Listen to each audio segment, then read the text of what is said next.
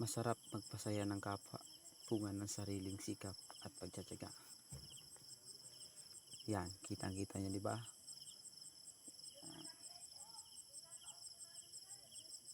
Yan, saya, enjoy sila, parang walang problemang iniisip. Isip lamang nila ay maging masaya, i-enjoy ang kalayaang mayroon sila ngayon.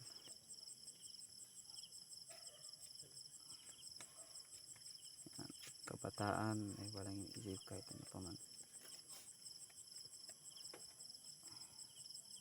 Nagliguan na kami sa dagat yan matapos ang aming banding. Hindi naman ganun kapagod yan.